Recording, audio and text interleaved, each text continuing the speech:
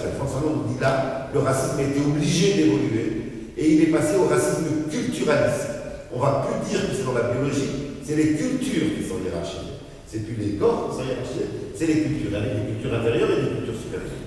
Si vous regardez de près comment on parle de l'islam aujourd'hui, on est en train de nous dire quoi? C'est pour ça que je parle, je pense qu'on a un troisième âge, on est en train de nous dire l'islam n'est pas une religion comme les autres. L'islam est une religion qui est inférieure aux autres.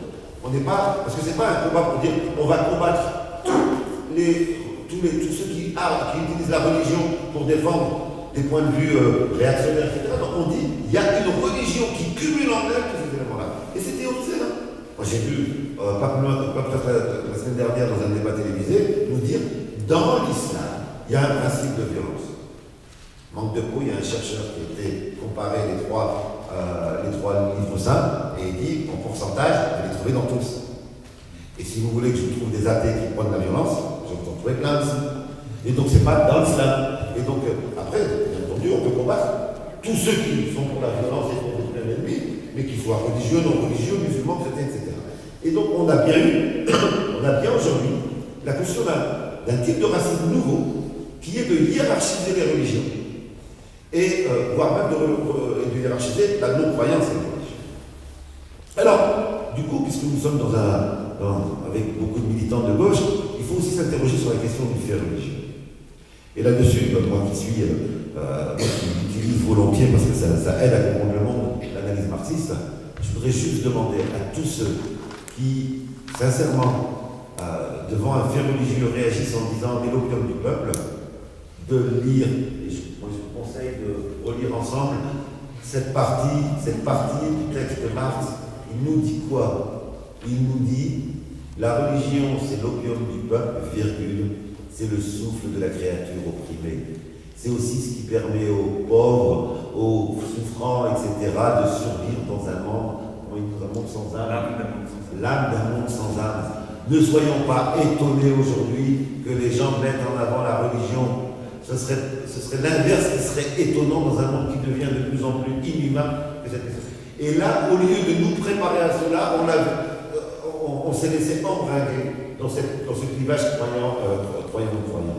Alors c'est d'autant plus grave qu'en sociologie, on a une loi qui s'appelle la loi du stigmate, qui fonctionne de la manière suivante. Les personnes que vous stigmatisez, comment elles vont faire? Comment elles réagissent? Eh bien, elles mettent en avant le stigmate. Ceux qui ne me croient pas, demain matin, faites l'exercice. Faites-le une fois, vous allez m'en vouloir. Si votre petit frère, ou votre fils, ou votre fille, ou votre petit-fils, qui vient vous faire le bisou du matin, comme tous les matins, vous lui dites « Tu es insupportable aujourd'hui ». Vous attendez 30 secondes, vous allez « Tu es vraiment insupportable ». Qu'est-ce qui va se passer d'après vous? Il va devenir insupportable. C'est-à-dire que la manière dont on parle de l'islam aujourd'hui va aussi amener des gens qui vivaient tranquillement leur islam à le mettre en avant et à le mettre en avant dans les formes qui sont mises en avant. Et ça, il faut interroger les effets du débat médiatique depuis 30 ans là-dessus. Comment on a joué avec la stigmatisation, ça fait mal. La personne qui se sent salie, le musulman sincère qui se sent sali dans le débat télévisé, comment voulez-vous qu'il réagisse? Parce que je peux vous garantir, moi, qui va interviewer un certain nombre de personnes qui sont militants CGT, qui mènent des luttes dans leur boîte, etc., ou féministes, etc., mais qui sont issus de l'immigration et qui entendent parler comme ça, qu'ils soient croyants ou non d'ailleurs de l'islam, mais ils se sentent insultés. C'est des dignités qui sont bafouées. Je vais juste donner un exemple personnel, ma mère est une des dirigeantes, elle est vieille maintenant, une des dirigeantes du Front de Libération Nationale donc, en France, une des personnes qui se battaient pour l'indépendance de l'Algérie. Et dans ce combat, elle était particulièrement en charge de l'organisation des femmes, et donc elle a toujours défendu le combat féministe, l'égalité hommes-femmes. Lorsqu'elle a vu les débats sur le foulard dans les médias, j'étais complètement surpris, j'étais en train de faire ma sieste, parce que je vais faire ma sieste tous les dimanches chez maman, et je faisais ma sieste, et j'entends ma maman, qui a toujours parlé de l'égalité hommes-femmes, etc., et je l'entends dire, mais qui continue, je vais porter le foulard. Elle n'avait jamais pensé le porter. Là, je me dis, qu'est-ce que c'est que cette manière?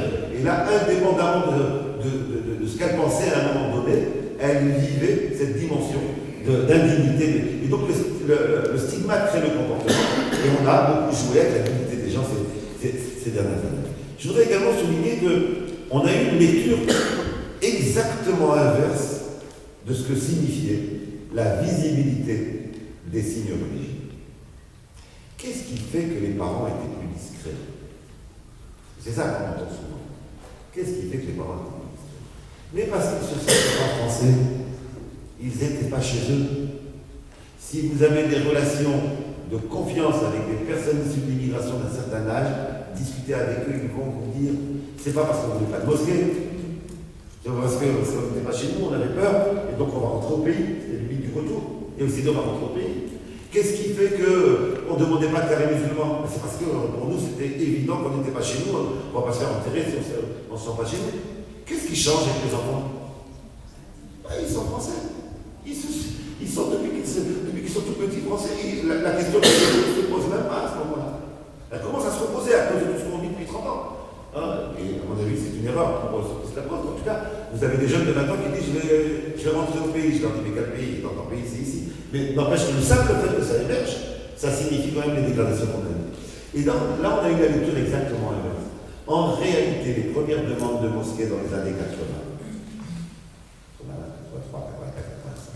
les premières demandes de carré musulman, les premières jeunes filles qui disent je vais porter le foulard dans la rue, etc., c'était un signe d'enracinement. C'était un signe qu'ils étaient réellement français. Et ça a été interprété comment? Communautarisme, danger, l'intégrisme, etc. Et ça, il n'y a pas de secret. C'est la gauche qui aurait dû, que la droite fasse ça, c'est responsable. C'est la gauche qui aurait dû être le facteur explicatif de cela. Alors, c'est pour ça que je suis content qu'on ait ces débats-là maintenant, mais il faudra les multiplier, il faudra qu'on change de braquet, parce que sinon, on s'en sortira pas. Je me souviens de la une de Libération qui était danger intégrisme pour les premières demandes de mosquée.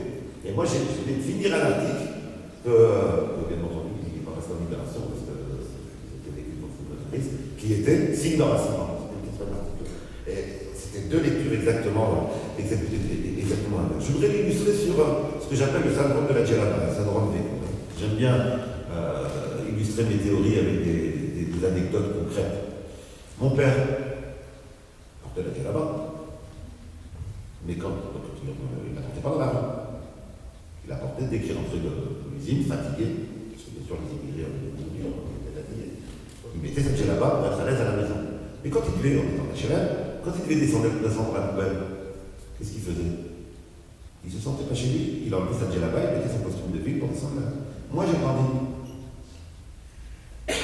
J'allais descendre la poubelle. J'ai jamais pensé à la djellaba. Celui qui regarderait ça et qui lit, et qui tire comme conclusion, oh là là, non-intégration, danger, etc., il a une lecture exactement à l'inverse de la. Ce qui était pour moi le signe que je ne me pose même plus la question de comment je m'habille, puisque je suis chez moi, est devenu symbole.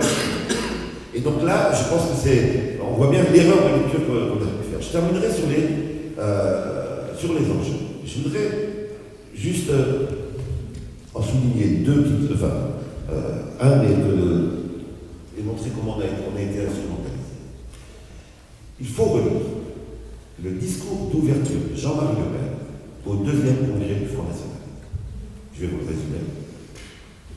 Nous sommes tout petits, mais si nous réussissons la bataille du vocabulaire, si nous amenons les gens à ne plus parler de classe sociale, mais à parler d'identité, si nous amenons les gens à ne plus parler de classe, mais je ne sais plus quoi, en tout cas, ils ciblent sur les concepts d'identité, de nation. Regardons le débat d'aujourd'hui. En réalité, son programme, ils l'ont mis en œuvre. Et à chaque fois qu'on s'est laissé aller dans un débat sur l'identité, la nation, etc., on a, malgré nous, contribué à cela. En réalité, je terminerai là-dessus.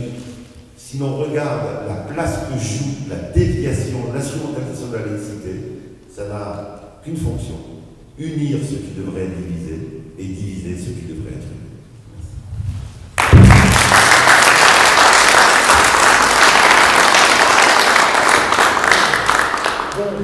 Débat après cette intervention.